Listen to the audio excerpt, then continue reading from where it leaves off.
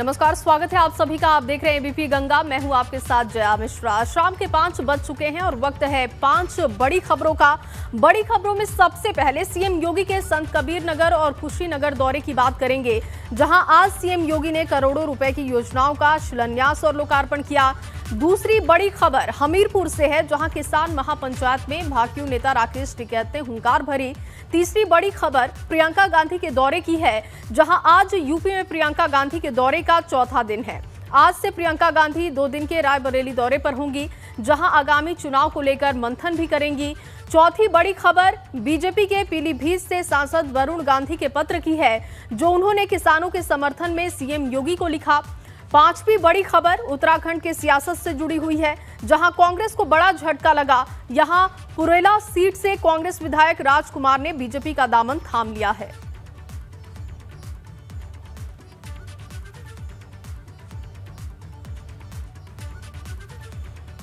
और चलिए सबसे पहले आपको बड़ी खबर बताएं। लखनऊ से भाजपा विधायक ने अखिलेश यादव से मुलाकात की है। एमएलए राकेश राठौर ने अखिलेश यादव से मुलाकात की है। बड़ी जानकारी मिल रही है। सीतापुर की सदर सीट से बीजेपी विधायक हैं राकेश राठौर, और ये देखिए तस्वीर भी हम आपको दिखा रहे हैं। जब वो अखिलेश यादव से मिलने गए थे उस वक्त की तस्वीर है। पार्टी कार्यालय पर अखिलेश यादव से उन्होंने मुलाकात की। तो बड़ी जानकारी लगातार लखनऊ से आपको दे रहे हैं। अखिलेश यादव से बीजेपी के विधायक ने मुलाकात की है। मुलाकात की तस्वीरें भी आपको दिखा रहे हैं। एमएलए राकेश राठौर ने अखिलेश यादव से मुलाकात की। अनुभव शुक्ला इस वक्त हमारे साथ मौजूद हैं, हमारे संवाददाता। अनुभव, मुलाकात की गई है, क्या वजह, क्या इसके सियासी मायने? देखिए, बिल्कुल अब चुनाव करीब है उत्तर प्रदेश में, तो इस तरह की तस्वीरें आती रहेंगी। कोई अखिलेश यादव से मिलेगा तो कोई अखिलेश यादव की पार्टी का व्यक्ति कहीं और मिलेगा। दरअसल राकेश राठौर सीतापुर सदर से बीजेपी के वर्तमान में विधायक हैं, और कई बार इनके जो ऑडियो हैं वो वायरल हुए हैं, जिसमें ये पार्टी के खिलाफ, सरकार के खिलाफ कुछ बातें कहते भी नजर आए हैं। ये उसके बाद से ही चर्चा में है, और ये भी माना जा रहा है कि बीजेपी ने जो लिस्ट तैयार कराई है, अपना एक फीडबैक लिया है कि कौन सा विधायक जीत सकता है, कौन सा विधायक नहीं जीत सकता, तो ऐसी लिस्ट में भी ये शामिल है जहाँ पार्टी को लग रहा है कि ये शायद आगे कंटिन्यू ना कर पाए। इसीलिए अब ऐसे विधायक दूसरे दलों में अपना रास्ता तलाश रहे हैं, और राकेश राठौर भी अखिलेश यादव से मिले हैं। सोशल मीडिया पर कहा जा रहा है कि इस तस्वीर को जानबूझ के वायरल कराया गया है। एक तरीके से प्रेशर पॉलिटिक्स को भी देखा जा रहा है कि अगर ऐसी तस्वीर वायरल होगी तो शायद पार्टी पर कुछ दबाव बनेगा। लेकिन बिल्कुल ये तय है कि इस तरह की तस्वीर आने वाले दिनों में और देखने को मिलेगी। बहुत बड़ी संख्या में हम कहें तो जो सियासी दल है, उनके विधायक, उनके बड़े नेता दूसरे दलों के संपर्क में है, और ये सभी दलों पर बात लागू होती है। तो जब चुनाव करीब आते हैं तो हर व्यक्ति ये चाहता है कि भाई उसे टिकट मिले, वो ऐसी पार्टी के साथ जाए, चुनाव जीते, जिनको डर रहता है कि उनका टिकट। जाहिर तौर पर अनुभव, हर कोई अपनी सियासी जमीन को मजबूत भी करना चाहता है, और इसी कड़ी में ये जो तस्वीर सामने आई है, इसके आगे क्या मायने निकलते हैं देखना होगा। बहुत शुक्रिया आपका तमाम जानकारी के लिए। मुख्यमंत्री योगी आदित्यनाथ ने आज कुशीनगर का दौरा किया। इस दौरान उन्होंने करोड़ों रुपए की 40 परियोजनाओं का शिलान्यास और लोकार्पण किया। इस दौरान उन्होंने जनसभा को संबोधित करते हुए पिछली सरकारों पर, खासतौर पर अखिलेश पर हमला किया। उन्होंने कहा कि पहले गरीबों की नौकरी पर अब्बा जान कहने वाले झोला लेकर निकल जाते थे और लाखों रुपए की वसूली करते थे, फिर भी नौकरी नहीं मिलती थी, जबकि हमने 4.5 साल में 4.5 लाख नौकरियां दी। आगे सीएम ने यह भी कहा कि आज हमारी सरकार में सबको राशन मिल रहा है, जबकि 2017 के पहले अब्बा जान कहने वाले राशन हजम कर जाते थे और नेपाल निकल जाते थे।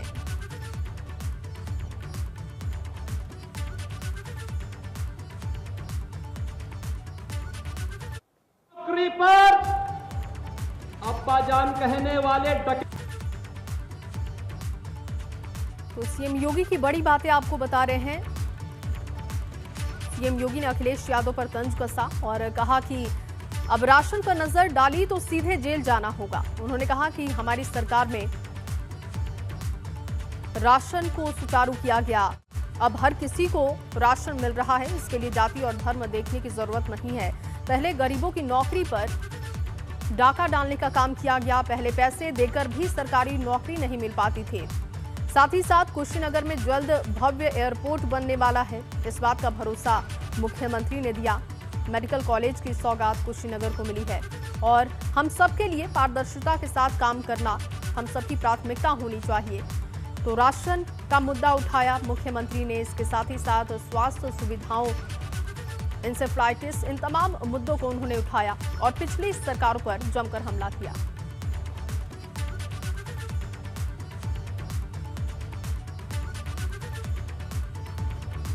और चलिए इस बीच आपको एक बड़ी खबर बता दें। अयोध्या में एसडीएम बीकापुर केडी शर्मा हटाए गए हैं। बड़ी जानकारी इस वक्त आपको मिल रही है। तहसीलदार पवन गुप्ता को भी हटाया गया है। शासन के काम में लापरवाही बरतने का आरोप है उन पर और डीएम अनुज झा ने ये कार्रवाई की है। तहसीलदार पवन गुप्ता पर कार्रवाई की गई। बड़ी जानकारी इस वक्त आपको दे रहे हैं। एसडीएम बीकापुर केडी शर्मा हटाए गए हैं और डीएम अनुज झा ने यह कार्रवाई की है। पवन गुप्ता को भी हटा दिया गया है, उन पर भी कार्रवाई की गई है। शासन के काम में लापरवाही बरतने का आरोप है। पहले से ही सीधा मैसेज है कि अगर कोई लापरवाही करता है तो फिर उसे पद से हाथ धोना पड़ेगा। इसी कड़ी में डीएम की बड़ी कार्रवाई देखने को मिल रही है अयोध्या में और तहसीलदार पर भी चाबुक चला है। अयोध्या के एसडीएम बीकापुर केडी शर्मा हटा दिए गए हैं। जानकारी इस बात की भी है कि तहसीलदार पवन गुप्ता को भी हटा दिया गया है और शासकीय कामकाज में लापरवाही का आरोप है दोनों पर, जिसको लेकर ये कार्रवाई की गई है। बेहद अहम कार्रवाई डीएम की तरफ से डीएम अनुज झा ने ये कार्रवाई की है। और अनुराग प्रसाद को एसडीएम बीकापुर बनाया गया है। राजकुमार वर्मा को बीकापुर का तहसीलदार बनाया गया है। तो दो बड़ी कार्रवाई की गई। अयोध्या से इस वक्त बेहद अहम जानकारी आपको दे रहे हैं। शासकीय कामकाज में लापरवाही का आरोप है एसडीएम पर, जिसकी वजह से उनको हटा दिया गया है। डीएम ने ये कार्रवाई की है। इसके साथ ही साथ नए एसडीएम की नियुक्ति भी कर दी गई है और अतिरिक्त मजिस्ट्रेट बनाए गए केडी शर्मा। और आपको बताएं कि अनुराग प्रसाद को एसडीएम बीकापुर बनाया गया है। तहसीलदार पवन गुप्ता को भी हटा दिया गया है और उनकी जगह पर राजकुमार वर्मा को चार्ज दिया गया है। लेकिन बताया जा रहा है कि शासन के कामकाज में लापरवाही बरतने का आरोप था, जिसकी वजह से ये बड़ी कार्रवाई की गई है। बीकापुर में केडी शर्मा को हटा दिया गया है और डीएम अनुज झा ने कार्रवाई की है। अतिरिक्त मजिस्ट्रेट का चार्ज उनको दिया गया है केडी शर्मा को। इसके साथ ही आपको बता दें कि अनुराग प्रसाद एसडीएम बीकापुर बनाए गए हैं।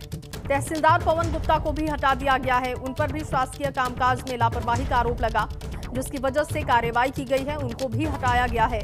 तो लगातार आपको अयोध्या से बड़ी जानकारी दे रहे हैं। पहले से ये मैसेज साफ है कि जो भी अधिकारी शासकीय कामकाज में लापरवाही बरतेंगे उन पर कार्रवाई की जाएगी। और अब आपको ललितपुर से इस वक्त की बड़ी खबर बता दें। NH 44 पर सड़क हादसे की जानकारी है। इनोवा कार ने बाइक को टक्कर मार दी। बाइक सवार महिला की मौके पर मौत हो गई है और बाइक चालक युवक गंभीर रूप से घायल है। युवक को बिरधा सामुदायिक केंद्र में भर्ती करवा दिया गया है। बिरधा चौकी अंतर्गत ग्राम पटवा के पास NH 44 की यह घटना बताई जा रही है। तो ग्राम पटौआ के पास का ये मामला है। एक महिला की मौत हो गई है सड़क हादसे में।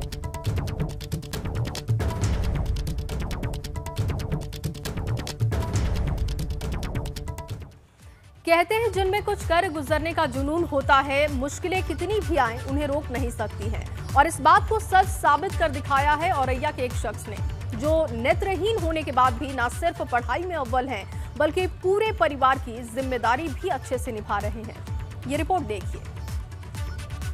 अपनी कमजोरी को कैसे अपनी ताकत बनाते हैं, इस बात को अगर समझना हो तो औरैया के इस परिवार से मिलिए। परिवार ने समाज में एक मिसाल कायम की है। बिधुना तहसील के भगवानपुरा गांव में उदल सिंह के इस परिवार की चर्चा लोगों की जुबान पर है और ऐसा इसलिए क्योंकि उदल के 2 बेटे और एक बेटी बचपन से नेत्रहीन हैं।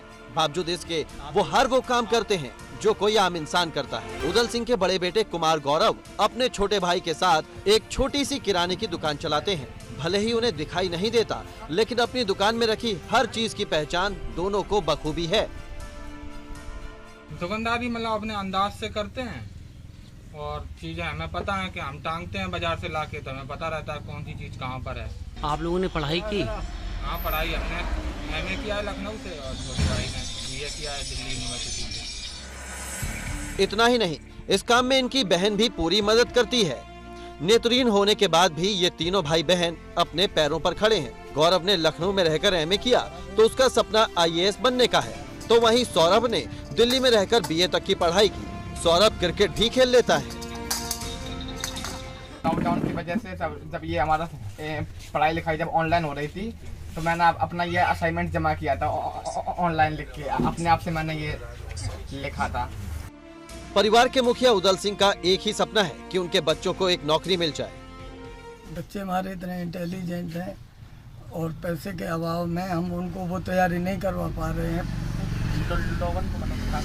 लोगों को ये देंगे कि लोग अपने बच्चों को नहीं, हमारे बच्चे अंधे बच्चे होने के बावजूद भी हमारे बच्चे इतने इंटेलिजेंट हैं और लोगों को बच्चे पढ़ाई बोझ लगते हैं, लेकिन हमें अपना बच्चों पे नाज है, गर्व है कि हमारे बच्चे गॉड गिफ्ट हैं और कुछ अपना पापा मम्मी दादा दादी का नाम रोशन करेंगे। बचपन से नेत्रहीन होने के बावजूद भी ये बच्चे हमेशा मुश्किलों का सामना करते रहे, लेकिन हार नहीं मानी और इसी हौसले की बदौलत अब इनका सपना एक दिन जरूर पूरा होगा। औरैया से सूर्य प्रकाश शर्मा की रिपोर्ट, एबीपी गंगा। सब कुछ बेहतर होने के बाद भी जो लोग जिंदगी में खुद को हारा हुआ महसूस करते हैं, उन लोगों के लिए ये रिपोर्ट, उन लोगों के लिए ये परिवार एक सबक है और इसके साथ साथ मिसाल भी है। आगरा में डकैती का एक हैरान कर देने वाला मामला सामने आया है, जिसमें 6 बदमाश किराएदार बनकर वारदात को अंजाम देने पहुंचे, लेकिन वारदात से पहले ही उन्हें उल्टे पांव भागना पड़ा। देखिए डकैती की किराया वसूली। बदमाशों का डकैती का नया तरीका।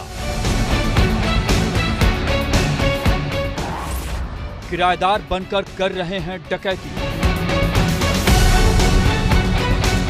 आगरा पुलिस के लिए कमला नगर इलाके में डकैती की एक कोशिश चुनौती बन गई, जिसमें 6 बदमाश किराएदार बनकर घर में दाखिल हुए थे और वारदात को अंजाम देने की फिराक में थे, लेकिन परिजनों के विरोध और हंगामे के बाद बदमाश भाग निकले। बदमाशों का सीसीटीवी फुटेज भी सामने आया है। कल ये सूचना वायरलेस से आई थी और उसमें पीआरबी के जवान गए थे, जिन्होंने बहुत गंभीरता से घटना को नहीं बताया कि क्या हुआ है, और बाद में जब सीनियर ऑफिसर्स गए तो उन्होंने बताया कि करीब 6 लोग आए थे, बारी बारी से 2-2 करके, और उनके द्वारा घर परिवार के लोगों से कोशिश की गई, अटेम्प्ट किया गया कुछ वहां से ले जाने का। सीसीटीवी फुटेज में बदमाश भागते हुए नजर आ रहे हैं। 2 अलग अलग सीसीटीवी फुटेज सामने आए, जिसमें 3 बदमाश नजर आ रहे हैं। पहले सीसीटीवी फुटेज में एक बदमाश सफेद रंग की शर्ट और हल्के रंग की पैंट पहने हुए नजर आ रहा है, जो अपने साथियों के साथ घर में किराएदार बनकर दाखिल हुआ था और वारदात को अंजाम देने की फिराक में था। बदमाशों की गिरफ्तारी बनी चुनौती।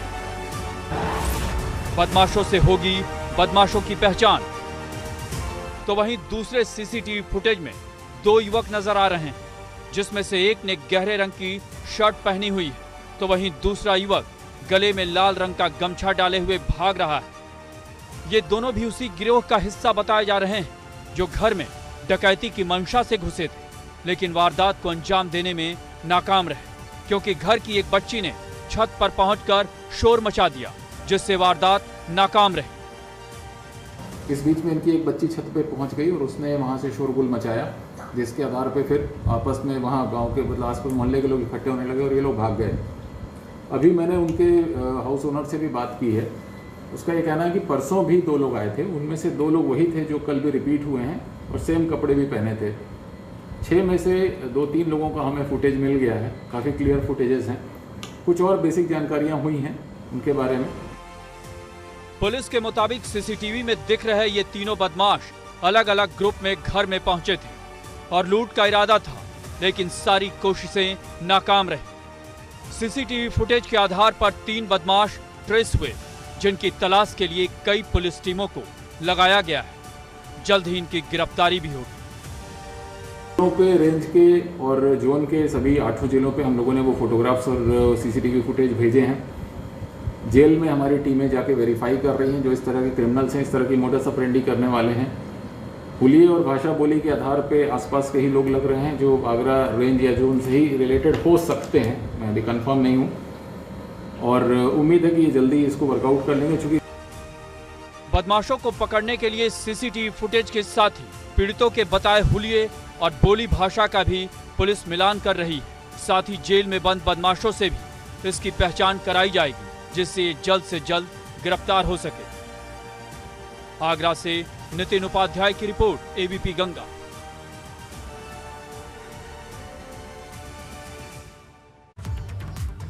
देहरादून में भले ही स्मार्ट सिटी का काम चल रहा हो, लेकिन शहर स्मार्ट सिटी नहीं बल्कि अभी डर्टी सिटी नजर आ रहा है। हर जगह सड़कें खुदी हुई हैं, जिससे कि आए दिन कोई ना कोई हादसा होते रहता है।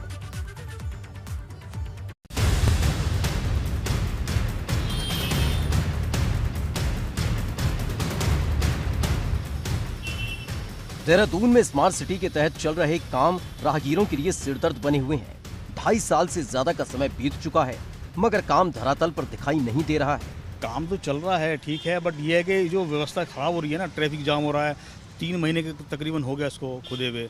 और सबसे बड़ी बात है, क्राइम पेट्रोल सामने है, इतनी व्यवस्था खराब हो रखी है, ट्रैफिक इतना जाम हो जाता है बहुत ज़्यादा। स्मार्ट सिटी की ज्यादातर योजनाओं का काम अधूरा पड़ा हुआ है। अब तक सड़कों पर गड्ढों की वजह से हादसे भी हो रहे हैं। एक हमें तहरीर प्राप्त हुई कि एक व्यक्ति अपने परिवार के साथ जा रहा था, तो वो उस गड्ढे की वजह से उनको चोट लगी है। तो जैसे ही उन्होंने तहरीर दी, हमने उसमें FIR दर्ज कर ली है और बाकी जो दोषी हैं नीचे लेवल पे, जो कर्मचारी लेवल पे, उनके खिलाफ आगे की कार्रवाई विवेचना के अनुसार की जाएगी। स्मार्ट सिटी का काम पहले ही धीमी रफ्तार से चल रहा था, वहीं बारिश की वजह से इसकी रफ्तार और धीमी हो गई। देहरादून शहर को स्मार्ट बनाने का काम चल रहा है, लेकिन अगर हालात देखेंगे तो लोग नाराज हैं इस वजह से, क्योंकि जो काम है उसकी जो गति है वो बिल्कुल कछुआ की रफ्तार से चल रही है। पूरे शहर में सड़कें खुदी हुई हैं, कई हादसों का शिकार भी लोग हो चले हैं स्मार्ट सिटी के चलते। अभी भी अगर आप कामों की तरफ देखेंगे तो जो डक्ट हैं, जो तमाम और अन्य काम हैं, वो भी अभी अधूरे पड़े हुए हैं। अधिकारी खुद मान रहे हैं कि स्मार्ट सिटी के काम अभी आधे अधूरे हैं और पूरे नहीं हो पाए। अधिकारियों का कहना है कि इन्हें पूरा होने में अभी करीब 2 साल का वक्त और लगेगा। देखिए, फिलहाल स्मार्ट सिटी में हम लोगों ने 35% काम कंप्लीट कर दिया है और जो निर्धारित टाइमलाइंस हैं 2023 तक हमें सभी काम कंप्लीट करने हैं। इसमें मैक्सिमम कामों में टेंडर्स तो कर दिए हैं और एक बहुत बड़ा बृहद काम है ग्रीन बिल्डिंग का, जिसमें कलेक्ट्रेट शिफ्टिंग इत्यादि का कार्य भी होना है। स्मार्ट सिटी का काम जब से शुरू हुआ तब से अब तक 5 CEO बदल चुके हैं, मगर दून की सड़कों की हालत खराब होती जा रही है। अब हर कोई इंतजार इसी बात का कर रहा है कि जब दून स्मार्ट सिटी बनेगा। एबीपी गंगा के लिए देहरादून से रवि कैंतुरा की रिपोर्ट।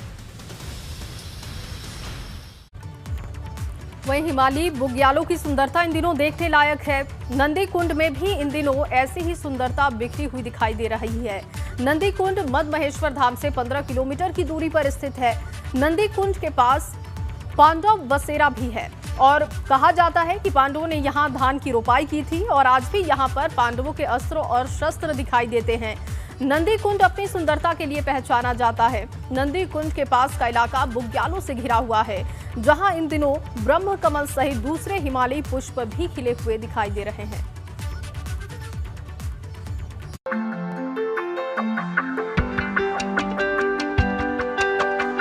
पहाड़ों के इस खूबसूरत नजारे को देखकर किसी का भी दिल यहाँ आने को कर सकता है। ये कुदरती नजारा है ही इतना खूबसूरत कि यहाँ आने वाले खो कर रह जाते हैं। देवभूमि के पहाड़ों में ऐसे कुदरती नजारे बिखरे पड़े हैं। ये तस्वीरें रुद्रप्रयाग में स्थित नंदी कुंड की हैं, जहाँ इन दिनों मखमली बुग्याल और ब्रह्म कमल इस इलाके की शोभा बढ़ा रहे हैं।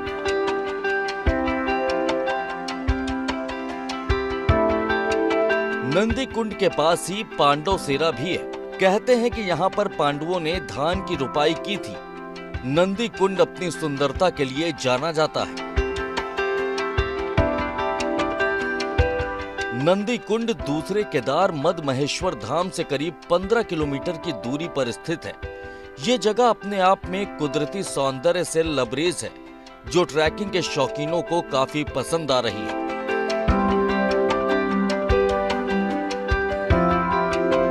कोविड की वजह से 4 धाम यात्रा सही से संचालित नहीं हो पाई, जिस वजह से अब सैलानी इन जगहों का रुख कर रहे हैं। एबीपी गंगा के लिए रुद्रप्रयाग से रोहित डिमरी की रिपोर्ट।